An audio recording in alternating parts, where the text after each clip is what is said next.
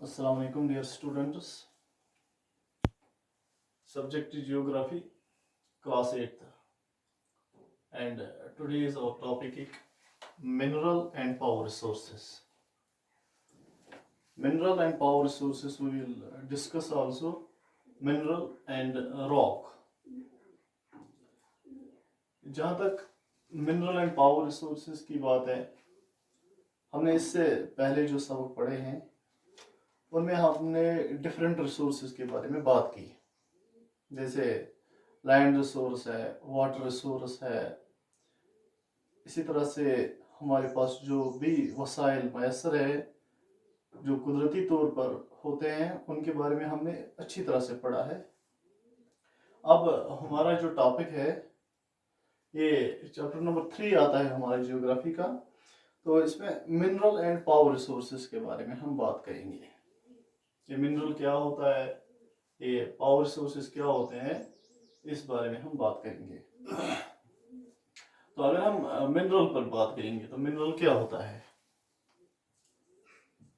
Mineral की जो definition आई है वो इस तरह से है कि a mineral a naturally occurring substance, a naturally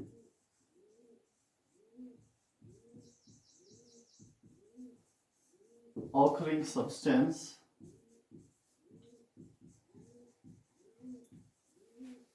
a naturally occurring substance that is a definite chemical composition.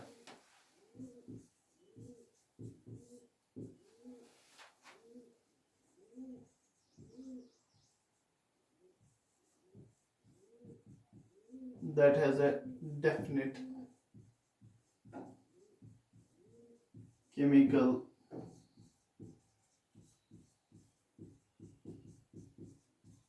composition.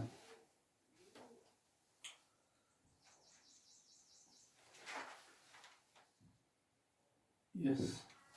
तो इस तरह से हमारी जो ये मिनरल की डेफिनेशन है, इससे हमें ये समझ में आता है कि मिनरल जो होती है ये एक कुदरती तौर पर, यानी कि इसमें इंसान का कोई अमल दखल नहीं है, ह्यूमन मेड जो इंटरफेरेंस है वो इसमें नहीं होती है, यानी इंसानों की इसमें कोई कारीगरी नहीं होती है। नेचुरली मीन्स कुदरती तौर पर बनी हुई जो सब्सटेंस होती है, इसमें इस सब्सटेंस में एक डेफिनेट केमिकल कंपोजिशन होती है, यानी कि एक मुतय्यन एक खास केमिकल कंपोजिशन होती है और इसको हम मिनरल कहते हैं। एक केमिकल कंपोजिशन, ये कीमियाई कंपोजिशन क्या होती है, कीमियाई बनावट क्या होती है, ये किस तरह से बनती है, इस सारे में जो अमल दखल है वो नेचुरल है, यानी कि ये कुदरती तौर पर होता है। अब इसमें एक और बात है, मैं आपको डायरेक्टली जो है एक सादा मिसाल से समझाता हूं कि ये मिनरल क्या होता है। हाँ, अगर हमारे पास जो बिस्किट होते हैं, जो खाने की बिस्किट होती है, जो हम दुकान से बिस्किट लाते हैं या बेकरी से बिस्किट लाते हैं, तो उस बिस्किट में क्या होता है कि जब हम खाते हैं तो हम सिर्फ एक बिस्किट खाते हैं, लेकिन इस बिस्किट में जो मिली हुई चीज़ें होती है, जब हम पैकेट को बाहर से देखते हैं तो उसमें इंग्रेडिएंट्स की एक लिस्ट लगी होती है, जिसमें शुगर होता है, जिसमें एग होता है, जिसमें जो फ्लोर यानी आटा होता है वगैरह, जो मुख्तलिफ चीज़ों से मुरक्कब करके एक चीज़ बनाई जाती है, उसका नाम दिया जाता है बिस्किट। हमने बिस्किट खाया, लेकिन बिस्किट के अंदर क्या था वो हम अलग अलग नहीं कर सकते हैं।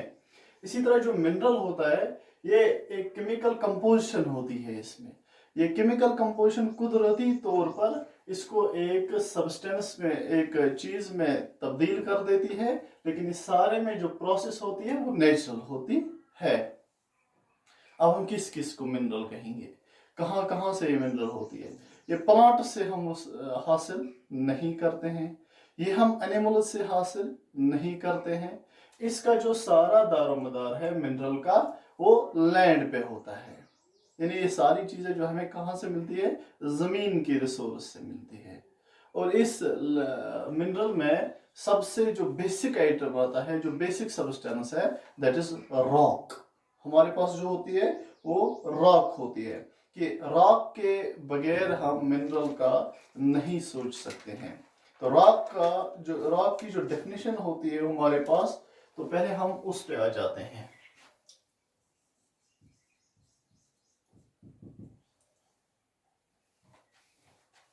हाँ, रॉक के बारे में कहा जाता है कि a rock is an aggregate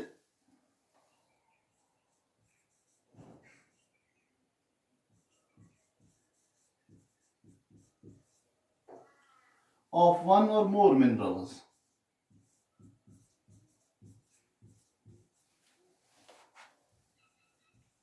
One or more minerals,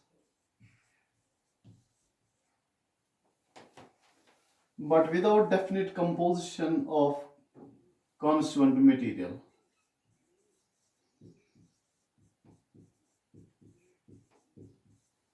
But without definite composition of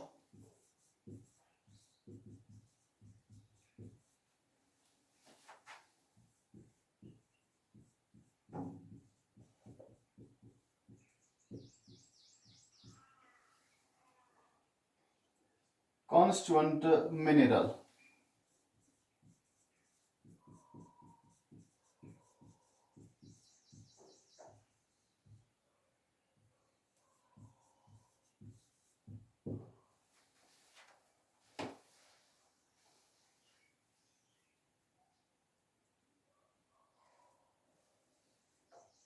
हाँ, यहां पर एक और चीज में याद रखनी जरूरी है कि rocks from which minerals are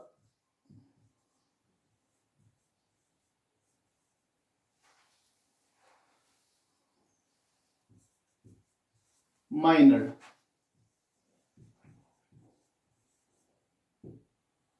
are known as ores.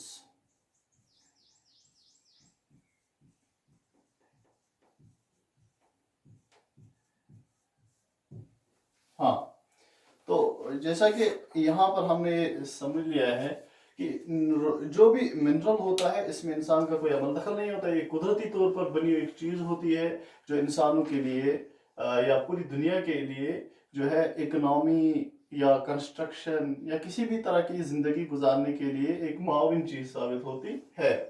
अब इसकी जो बुनियाद है वो रॉक से निकलती है। Rock is an aggregate of one और मोर minerals.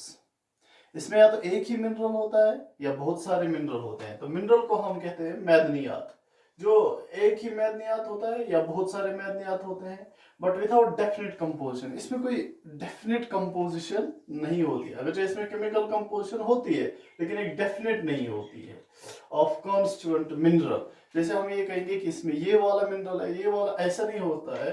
Rocks from which minerals are mined are known as ores. लेकिन कुछ जो चट्टानों की जो किस्म है, रॉक्स की जो किस्म है, उसमें क्या होता है, आर नोन एज ओरस, जिनसे हम क्या करते हैं, मिनरल निकालते हैं, मैदनियात निकालते हैं। उन्हीं रॉक्स को हम कहते हैं ओरस। हाँ, यहाँ पर एक ये जो दो चीजें हमने समझी है, सबसे पहले मिनरल, उसके बाद हमने रॉक समझा कि रॉक किस चीज को कहते हैं। जैसे अमूमी तौर पर हमारे यहाँ सामने पत्थर होते हैं, इन्हीं तरह की जो पत्थरों का सिलसिला जमीन के अंदर है, उनको हम रॉक कहते हैं। और यहाँ पर इस रॉक को हम रॉक ही ना समझें, बल्कि यहाँ से रॉक को हम क्या कहेंगे कि ये एक एग्रीगेट, ये एक शक्ल होती है जिसमें बहुत सारे मिनरल होते हैं, लेकिन उनकी कोई अपनी डेफिनेट कंपोजिशन पहले नहीं होती है। और ये रॉक जो है, हम इस रॉक से मिनरल निकालते हैं, और जब हम मिनरल निकालते हैं तो हम उस वाली रॉक को ओर कहते हैं, ORES। जैसे आयरन ओर होता है, इसी तरह से ओर कहते हैं। अब ये मिनरल्स जो है, हम यहाँ पर एक सादा मिसाल पेश करते हैं। अब चाय पीते हैं, ये साग बनाते हैं, तो साग में जो इस्तेमाल होने वाली एक चीज़ होती है, जैसे साग में हम वेजिटेबल्स लाते हैं, वो प्लांट रिसोर्सेज से आती है। हम दूध इस्तेमाल करते हैं, वो एनिमल रिसोर्स से आती है। इसी तरह से हम पानी इस्तेमाल करते हैं तो वो वाटर रिसोर्स हो गया। लेकिन एक और चीज़ भी है जो हम मिनरल उसमें इस्तेमाल करते हैं, और वो मिनरल क्या होती है यहाँ पर, that is called salt. Salt भी एक मिनरल है, क्योंकि ये सॉल्ट भी जो है ये रॉक की शक्ल में होता है, और हम इसको फिर रिफाइन करके सॉल्ट बना देते हैं। अपने पेंसिल अपनी इस्तेमाल की होगी, जो हम पेंसिल लिखने के लिए इस्तेमाल होती है करते हैं, उसमें एक चीज होती है जिसका नाम हम ग्रेफाइट, हाँ ग्रेफाइट, जो उसकी जिसे हम लिखते हैं तो वो ग्रेफाइट है। ये भी एक मिनरल है। यानी मिनरल कोई ऐसी चीज नहीं है जो हम इस्तेमाल नहीं करते हैं या आम इस्तेमाल में नहीं होती है, बल्कि आम इस्तेमाल में होती है। जैसे साल्ट, साल्ट हो गया नमक। ग्रेफाइट, जो पेंसिल हम इस्तेमाल करते हैं उसमें ग्रेफाइट की स्याही होती है, और उसी से हम लिख पाते हैं। अब दो तीन चीजें हैं जो हमें जरूरी समझनी है यहाँ पर, कि ये मिनरल जो है हमें क्यों हर जगह दिखाई नहीं देता है। हाँ, इसका पहला जो कॉमन पॉइंट है वो ये है कि ये मिनरल जो है ये इवनली डिस्ट्रीब्यूटेड नहीं है। इवनली मीन्स कि जैसे मिट्टी है पूरी दुनिया में बिछी हुई है, ऐसे सॉइल की तरह ये बिछी हुई नहीं है, बल्कि ये कुछ खास जगहों पे हम देख सकते हैं। तो इसको कहते हैं इवनली, नॉट इवनली डिस्ट्रीब्यूटेड। कि दूसरे अल्फाज में हम ये कहेंगे कि ये आड़ तरह से तकसीम हो चुकी है। आड़ यानी कि जहां पर हम कुछ जगहों पर पहुंच भी नहीं सकते हैं।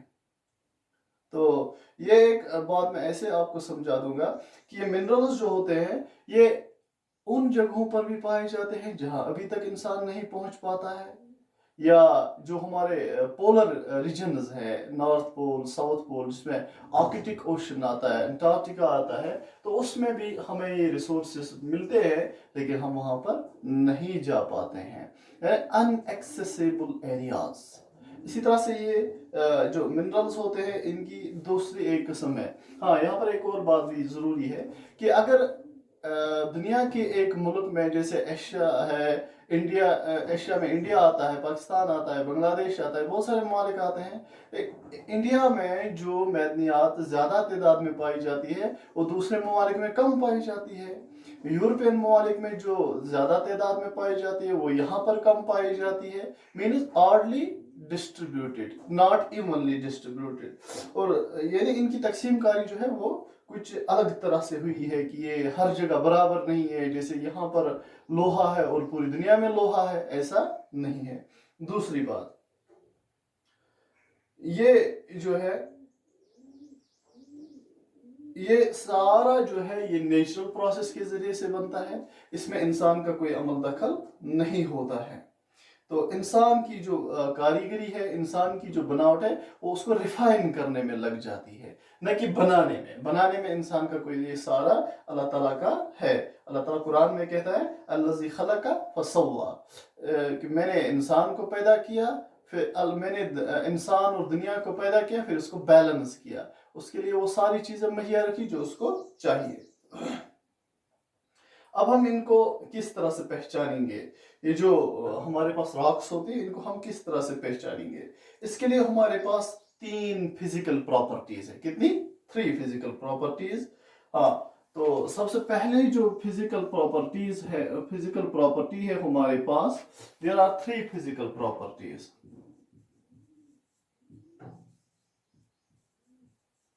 यस, 3 फिजिकल प्रॉपर्टीज, यानी उनसे हम इनकी आइडेंटिफिकेशन करते हैं। सबसे पहले हमारे पास आता है कलर, उसके बाद हमारे पास दूसरी चीज जो आती है वो है डेंसिटी,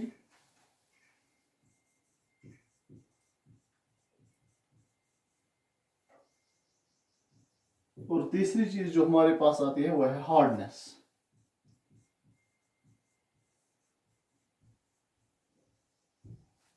ये 3 फिजिकल प्रॉपर्टीज होती है इसकी।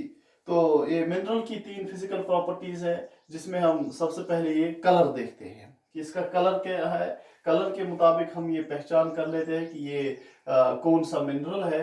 दूसरी, इसकी डेंसिटी देखते हैं, इसकी कसाफत देखते हैं, इसका जो वजन है, हल्कापन है या भारीपन है, वो डेंसिटी में आता है। इसकी जो केमिकल कंपोजिशन है वो चुस्त है या ढीली है, वो हम देखते हैं। उसके बाद इसकी हार्डनेस।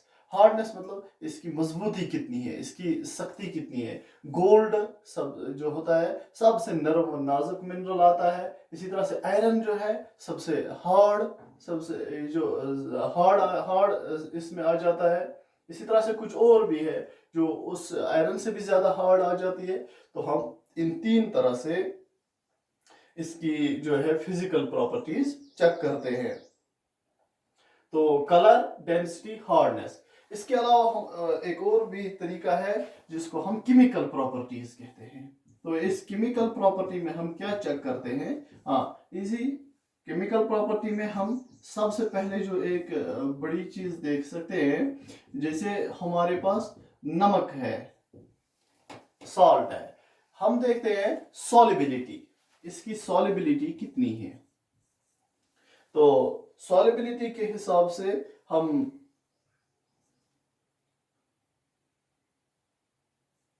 सॉलिबिलिटी के हम हिसाब से ये देखते हैं कि ये सॉल्युबल कितना है, ये हल कितना होता है। तो ये हमारे पास प्रॉपर्टीज, केमिकल प्रॉपर्टी आ गई, ये फिजिकल प्रॉपर्टीज आ गई। नाउ वी सम अप, इसको हम सम अप करते हैं, इस सारी लेसन को हम सम अप करते हैं। तो हमारे पास जो इजी अवेलेबल है मिनरल्स की लिस्ट में, हमने पहले ही बताया कि साल्ट होता है जो हम फूड में इस्तेमाल करते हैं, ठीक है। हम रोजमर्रा की जो लिखाई पढ़ाई करते हैं उसमें बच्चे पेंसिल इस्तेमाल करते हैं, तो ग्रेफाइट होता है जो पेंसिल में इस्तेमाल हो जाता है, ठीक है। इसी की तरह एक और चीज जो हम कंस्ट्रक्शन में इस्तेमाल करते हैं, लाइमस्टोन जो है वो हम देख सकते हैं। तो इसी तरह से जिप्सम जो है, जो हम अक्सर इस्तेमाल करते हैं इनमें कंस्ट्रक्शन में, पेंट्स में वगैरह। तो ये जिप्सम जो है इसको भी हम मिनरल की कैटेगरी में देख सकते हैं। हाँ, इसके अलावा हमारी एक और किस्म है जो हम फ्यूल के तौर पर इस्तेमाल करते हैं, उसमें आता है हमारा कोल और आता है पेट्रोलियम। तो ये जो है ये हमारा इनमें एग्जाम्पल्स के तौर पर हम ले सकते हैं साल्ट, ग्रेफाइट, लाइमस्टोन, जिप्सम, कोल, पेट्रोलियम। गाड़ियों में पेट्रोलियम इस्तेमाल हो जाता है। कोल जो है, जो हम कोल के इंजन इस्तेमाल करते हैं, या कोल इसमें जो गर्मी के लिए हम फ्यूल के तौर पर इस्तेमाल करते हैं। तो ये हमारे पास कुछ मिसालें हैं। आज के लिए बस इतना ही। उम्मीद है कि कल आप इस पे और ज़्यादा ये जो इसकी जो कम्प्लेक्सिटीज है जो इसमें रह गया है उस पर गौर करेंगे, ठीक है। अस्सलाम वालेकुम।